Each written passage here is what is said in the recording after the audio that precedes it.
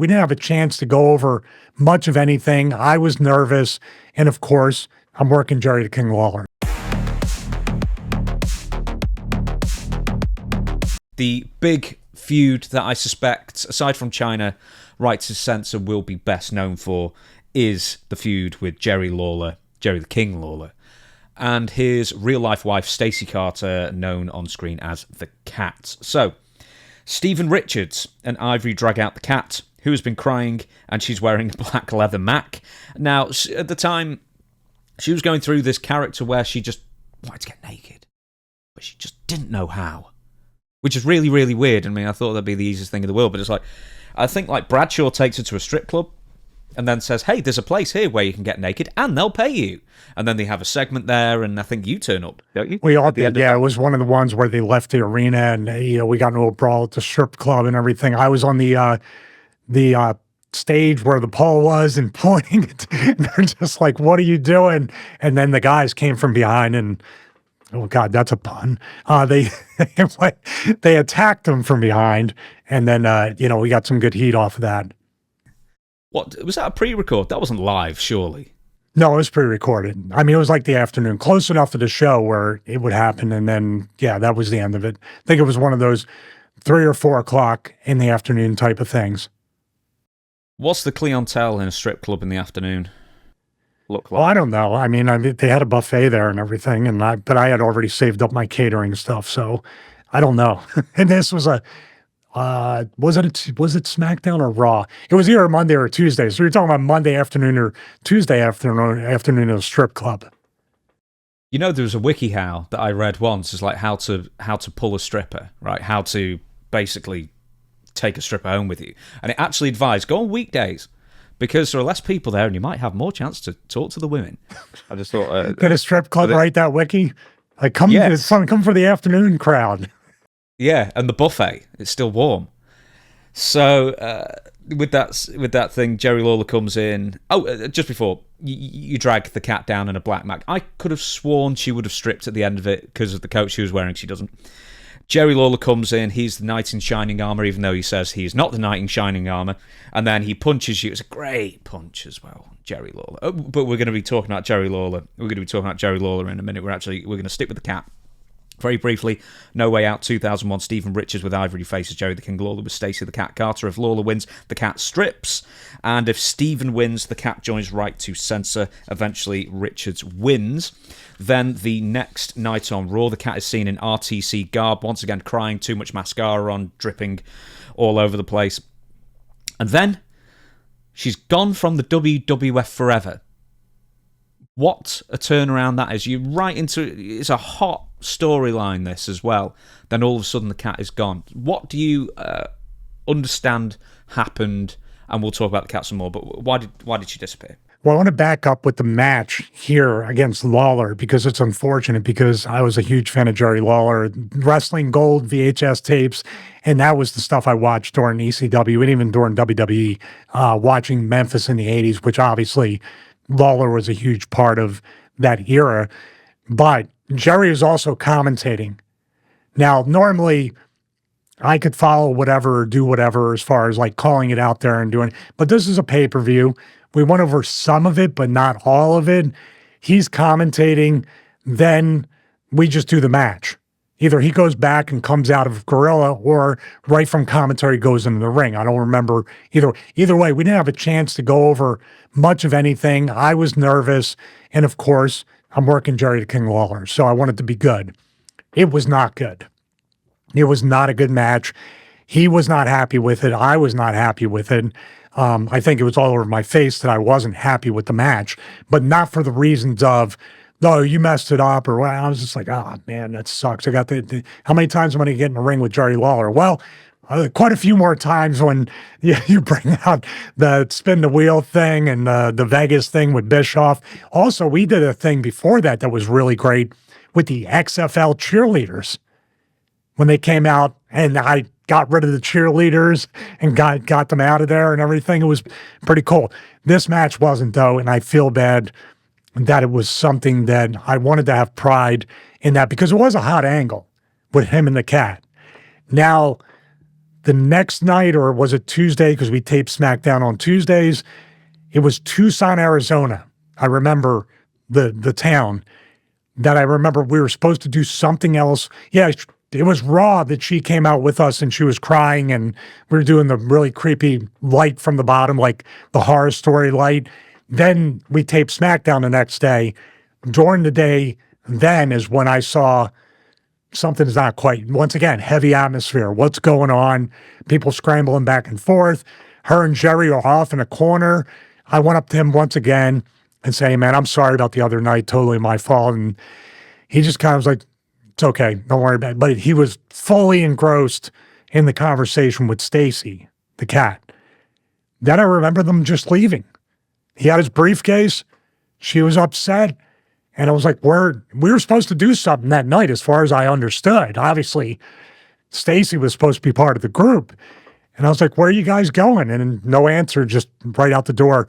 I had communicated with Stacy years and years after that, and we became friends. And it never really came up, now that I'm thinking about it. I always wanted to ask, like, what happened that day. But obviously, she was so far removed from the relationship with Lawler, and I didn't want to bring up bad memories or whatever. But yeah, it was a mystery why. I do know that there was some creative stuff going on. Maybe she didn't want to be part of the Right to Censor. Jerry didn't want her in there. I'm purely speculating. But whatever was going on, she was not happy with. And you said here in the notes, was she kind of hard to deal with, hard to work with? Well, once again, just like the China stuff, Stacy is with Jerry Lawler. Jerry Lawler is woven right in their upper management and ownership of WWE. So obviously, if she doesn't like something, she goes to Jerry. And Jerry might have to try to get it changed creatively. And that's sort of what my guess was, that she didn't want to be in the Right to Censor. Nobody wanted to be in it at that point except me and Ivory. So it could have been just as easy as that. But I would dare say Stacy would have been the most over female babyface since China if we had abused her to the point where Jerry or somebody else won her back. Like, I think they weren't seeing the potential long-term business. And maybe the Right to Censor was already going to die off. It might have been the beginning of the end. I don't know. But I do know having her held hostage by the heel group RTC would have put an immense amount of sympathy on her. And if it was Lawler or a new babyface, would have put them in position to be super massively over as a babyface. I mean, what do you think? Well, you read up on the stories more than me. Yeah, Jerry Lawler definitely would have understood what was going on there, absolutely. And maybe Stacy didn't at the time, who knows? But there was a quote that I found from Jim Ross, who explained why she was let go. So, the reason for the cat's departure from the WWF was, quote, based on what the writers said. She was too hard to work with. So they caught Vince on a day when he was not in a great mood, apparently. Oh, no. I got called in Vince's office. I want her gone. What? I want her gone today. I'm doing impressions now. So you know, that's where your job becomes very challenging, and Vince McMahon's word was final. Jerry Lawler, as you know, quits in protest. So, I mean, does that sound right? I mean, did the writers have the ability to get somebody fired like that? Apparently so. Well, I mean, some of these writers might have been politically kind of like savvy and said, Vince woke up on the wrong side of the bed. If we give him this, he's just going to either get rid of her or do whatever. I don't know, dude. That's a question for Vince or anybody else. But we've said here quite a few times that you wake up, the dude wakes up on the wrong side of the bed, you better look out. And this is an example. So, away from the Cats, Stacy Carter, Jerry the King Lawler, you wrestled him in Memphis, you wrestled him on pay-per-view, you wrestled him on Raw in Las Vegas a couple of years afterwards. You may have had more matches, I know you had more interactions with him as part of Right to Censor. But as far as you're concerned, you've shared the ring with him quite a few times. Where does he rank as far as the all-time great in-ring workers? Oh, top five. Top five, possibly top three. When you talk about psychology, when you talk about being a babyface and a heel, being over like that, using the the commentary table, the commentary microphone to get himself over as a heel, being very innovative. He was the one that I talked about before that actually commentated during his own match. He went the microphone and did whatever. He's just one of a kind, man. And he should still, I know he's had the stroke and he's trying to recover from that, but this is a guy that if he gets all that back and he's able to talk, could commentate till the day he's gone. He brought a certain, some people would say like too much goofiness here and there or the puppy stuff and everything. But he, with his commentary, JR was the straight, logical play-by-play guy. And he was the over-enthusiastic fan. Now, I will say this too. That's extremely hard to do because every wrestler, even me and a lot of other people that come off very, how should I say, enjoying everything and trying to be fun and everything, we become more grizzled and cynical as we get older, no matter whether you wrestle or not. For Jerry to have that kind of energy and bring that energy into his commentary that you could have fun because Jerry's having fun watching it too. That cannot be escaped. Jim Ross and Jerry Lawler, what can be said? The best commentary team in the history of the business. And most of that, I would say, has to do with Lawler. Because Lawler is that comic relief for Jim Ross. If Jim Ross, Joey had to do both. Joey Styles had to do both in ECW. He had to play kind of two characters within the one-man commentary. JR and Jerry, there's a saying in wrestling, showing your ass, showing your vulnerability, letting someone else goof on you. Jerry would let Jim get the last word in of like, all right, behave, King. All right, get down. Like the parent chastising a child. That's hard to do. Was in his late 40s, 50s, 60s, and all that stuff, doing this type of commentary and sounding like if you heard Jerry Lawler talk, you would not be able to connect that this is a dude that's been wrestling 40 plus years. He's in his 60s. He sounds like a youthful, energetic, enjoyable fan of the product. And that can't be understated. So I would say he's top three as a worker, top three as a commentator. I was going to suggest that between you two, and I'm talking more about the Las Vegas match, is, man, between you, two good punches. I mean, everyone says, Lawler's got one of the greatest punches of all time, obviously, but as you like to crap all over yourself and I build you up, you've got some great punches as well. So, there's a great little punch battle going on that I have to tell you to put yourself over about. Well, watching Jerry Lawler, and actually, I didn't know I was going to work him. And dude, I'll tell you what I did. Rip Rogers tells you to take like a balloon or a string and punch and practice. That's what young workers should do. I was practicing my punches all day. Like, the brick wall, if you went too far, because you're going to be like this. But I wanted to be up there, and I was motivated and inspired to try to have a punch somewhere near Jerry. And also, I believe the amount of punches, like you said, were total less than 4, maybe, during that match. Yeah, not many, but he stood out. Yeah, and I did his thing where I did the thing on the second rope and missed the fist drop. That's what I enjoyed about being a worker, especially as a heel. I was extremely easy to work because I worked off of what you did. And as a heel, I would just try to bastardize what you do, and of course, miss it, not do it as good. I tried to do the Jericho thing one time with the little thing, but I did like the Charlie Chaplin shuffle thing and ran and ended up getting clothesline. That's the fun of the business, to be able to do that. But being somebody that's watched so many people, it made it easy for me to have a repertoire and make each match different. And I think Jerry appreciated that. I was like, and he let me call some of that, because he's not going to say, go up, do my thing and do this. No one's ever thinking that way. But I was like, hey, can I go up there and do the kiss to fist and you just kind of move? And he laughs. He's like, yeah, that's cool. Of course. Yeah, of course you can look like an ass and I can look cool. Wow. Let me think about that. Did Jerry, because when you were wrestling him, he was in his 50s. Did he show his age, or did you have to feel like you had to be specifically careful with him in something? Or was he just like anybody else as far as he could just take it?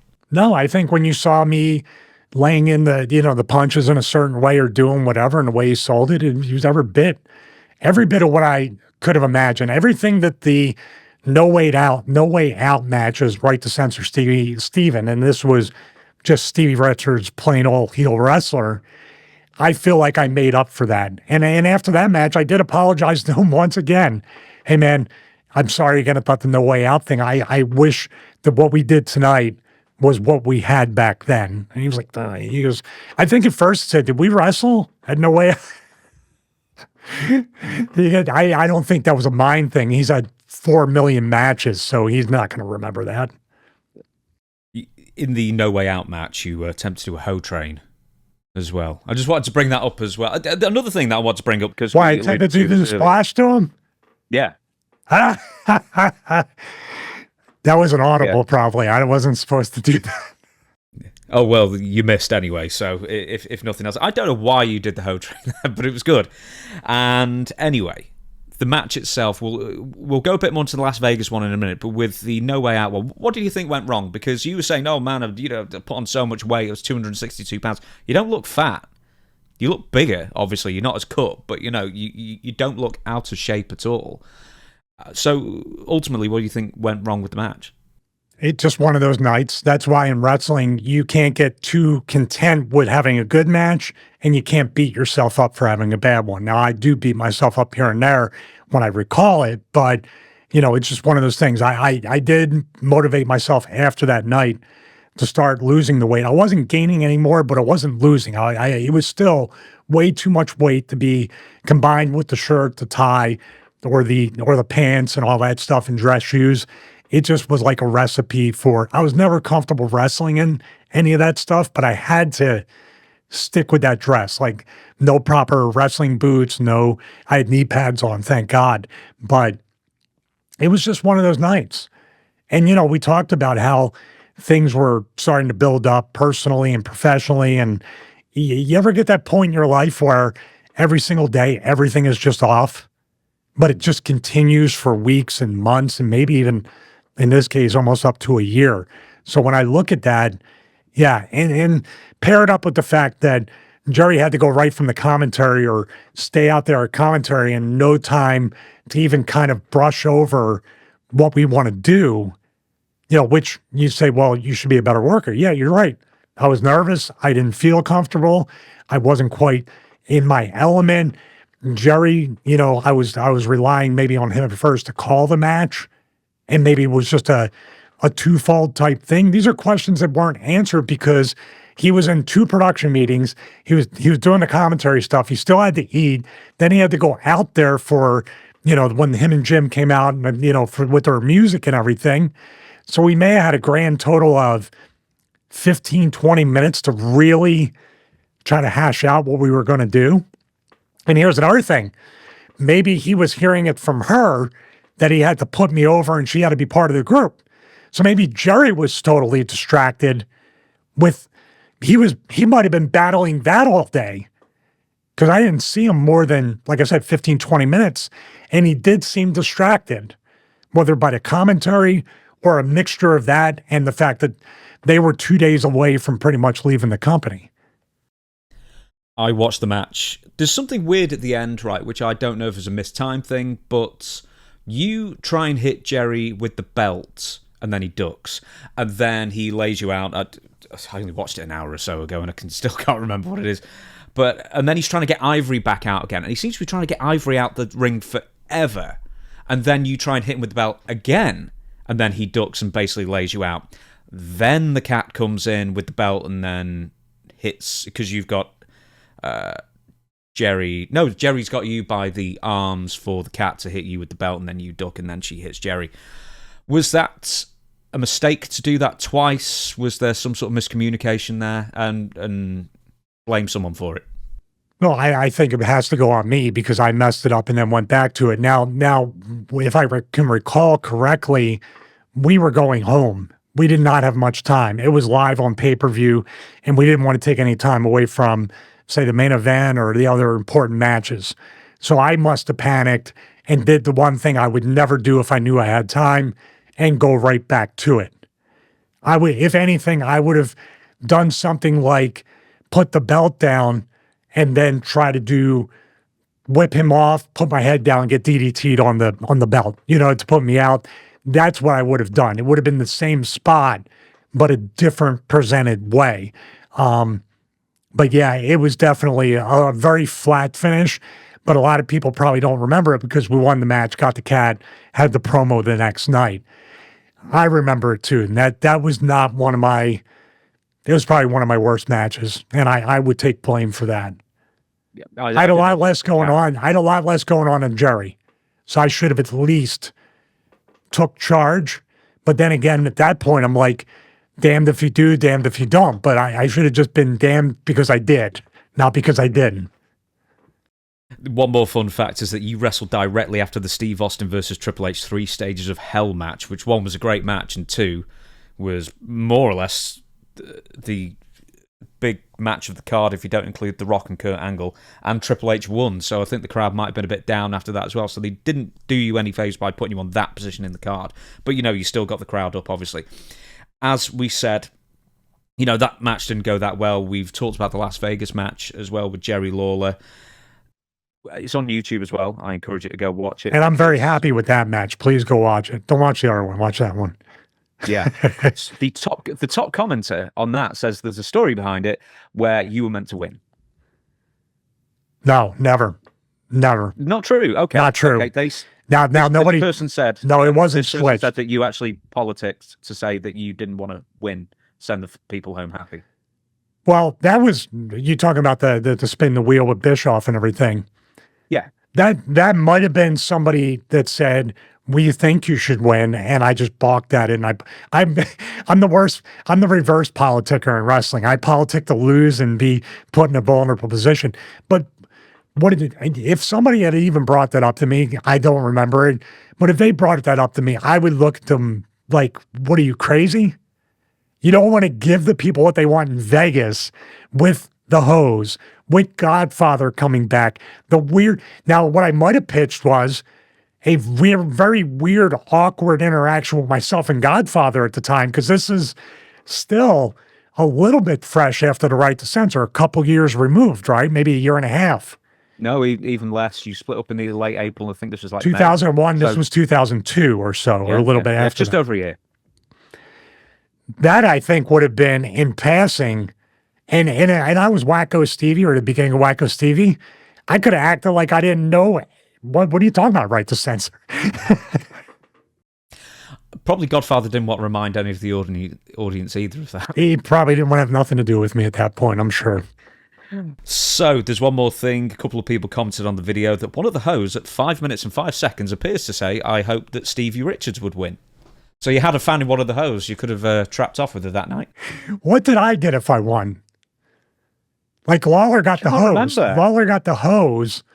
But what did I get? Maybe you got the hose. Maybe you got the hose that night if you'd won.